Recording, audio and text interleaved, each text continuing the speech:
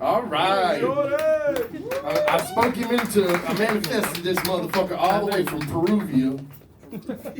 And his name is Shorty the comedian. Fresh off the boat. Holy applause. Thank you I very forgot to much. tell him to give it up for you, man. Shit. Man, he just gave away all my shit. All that trick, all that shit, man, that's the work of 2 years, you know? Anyway, so we're doing now the unwanted advice from family members on holidays. Let me first say, all my family members are like that. We may not look alike, but you can tell we're family because we all have the same Netflix account. But at the same time, I am the only person from my family in this country. I am the only one. Because I'm the only one who knows how to fucking climb a fucking wall. Anyway. I miss them. But from my family, I have like two members that are always like the ones giving the weird advice. Like, starting by my grandpa. Oh shit, my grandpa. My grandpa loves to give like dating advice. Here's the thing: never take advice from your grandpa because he's gonna give you advice from when he used to date. Shit has changed, okay?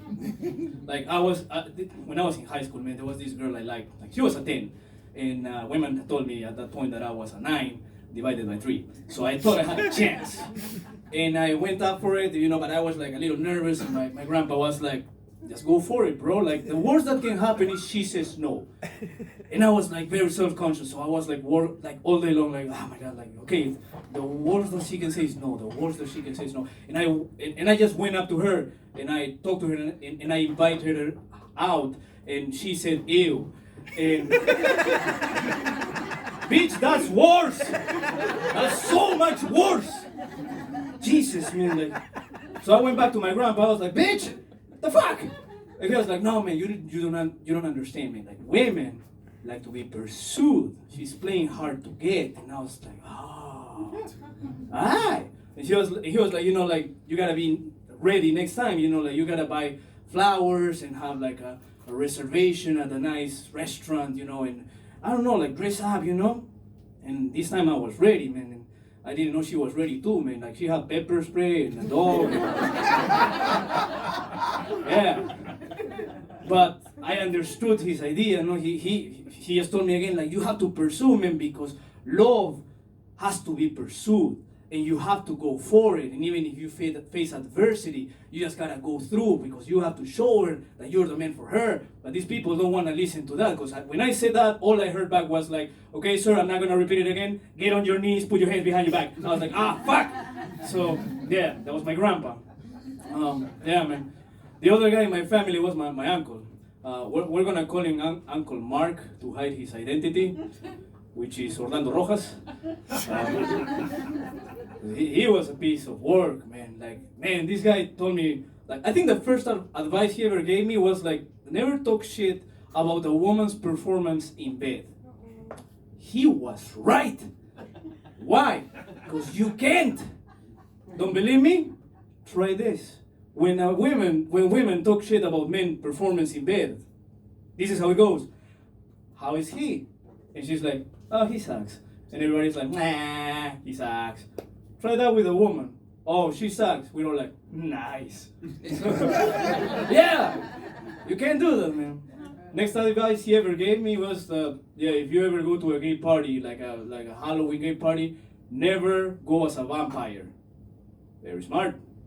Don't go to a gay party dressed as somebody famous for sucking.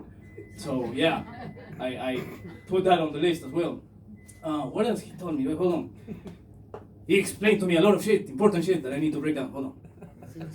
All right. So first, one of the best ones was like, listen to your lady. That was an important one because once I was about to get laid, and he just told me that, you know, and like the girl asked me to get some flavored condoms, but I couldn't find them, and I just bought regulars.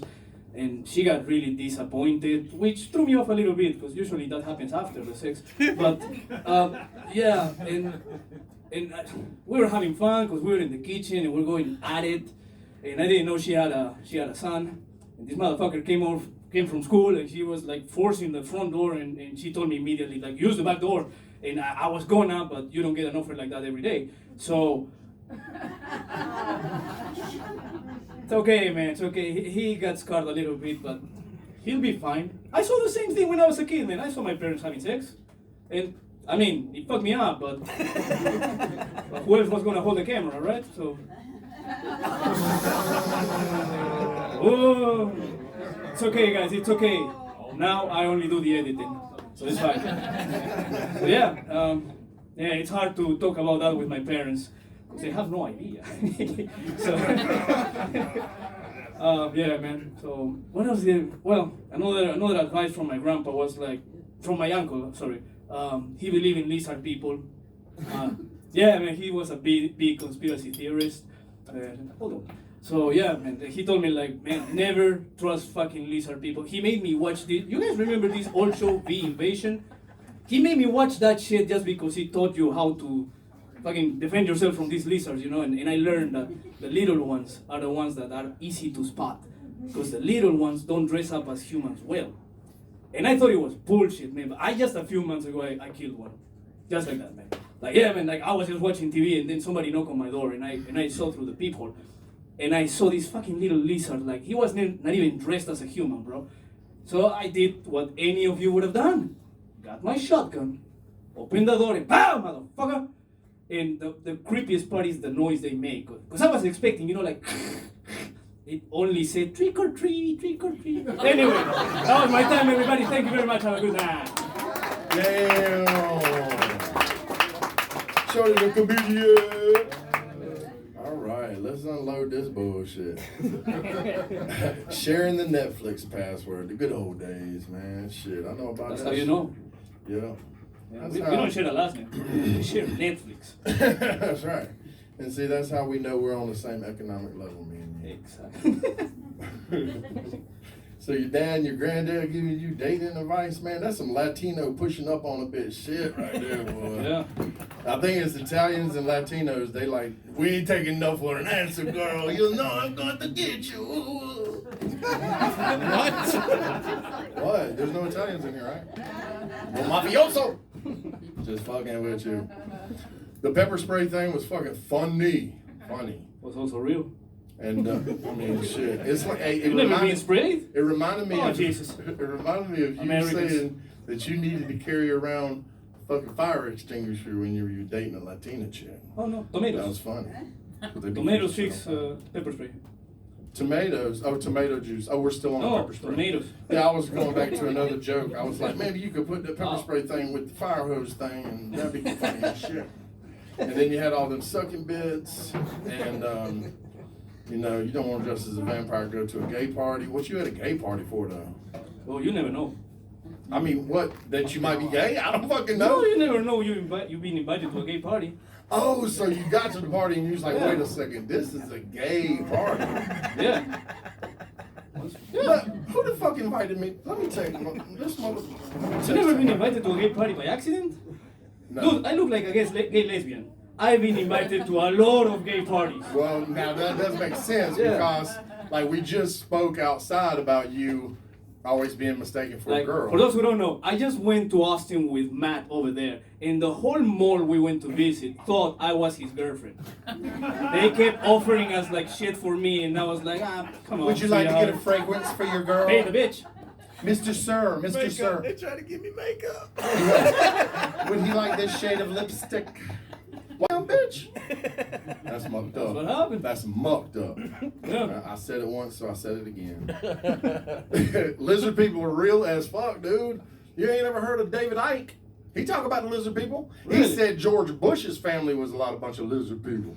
Maybe. He said that, Jane. I don't even know if it's real though. And then the thing about seeing your parents having sex, and then you said you brought it back around to the camera that you was running, then you was editing it, and then you said that they didn't know about it. That was a three-way punch, man. My stomach was like, I was all down in this gut area. The classic combo. It was nice. What you got to say, Mr. Cecile? I wrote my shit down. Yeah, you did, man. I don't know what's left to say. Hell, you went right back through his whole goddamn set. and that's it. Bullet points. Yeah, whole recap. Nah, man, but dope job, man. That shit was funny as hell from start to finish. Thank you. I love the fact that you do have a heavy accent, and you kind of make that part of the joke too, man. That shit was hilarious. You're not afraid to joke on yourself. You actually have some great material, and the punchlines hit hard, man. I was very impressed. But if you keep getting invited to gay parties, you're fucking gay. I'm bringing people next time. Nah, you're gay. If I get invited, you're getting You're gay. invited. If you keep getting invited to gay parties, and you keep going, you don't just go to gay parties and don't know it. That shit does not happen. The LGBT community is very upfront. They let you know what they want from the jump, but Shorty, you're gay as fuck. He said, if you do it too much, you're putting off a vibe, my man. I'm just telling you. Yeah. What you got to say, Onion? Don't call him gay. Pinche loco, wow, wow, wow. That was a solid start, and it just kept shotgunning it. Great jokes, great timing. When you switched from grandpa to uncle, you had a short little stumble, but that was the only one. Man, that was absolutely fantastic. There's no more I can say about that. You made him speechless. I like it. Now, I can't say nothing different. You was awesome. I will say though, as a sound guy, I did try to give you the mic stand, but somebody said no. That's all right. No mic stand. That's all right. It gets in my shot. I can't have it in my shot. I'm fine. Not a problem at all. Yeah, I tried. I'm honestly, trying to be the think comfortable. about him when And I I'm here for the immigrant humor. It's good stuff. Man. I like it. I like the way he talks because you have to listen. This is sometimes how he draws you in and then lands that down the punchline, because you have to listen real close to understand what he's saying. That's like all them guys on Kill Tony that they bring up that's handicapped and can't hardly talk. You gotta listen real close to catch that punchline. That's how we make it better. Everybody give it up for Shorty the comedian. That's his name, and he can't wear it out, bitches.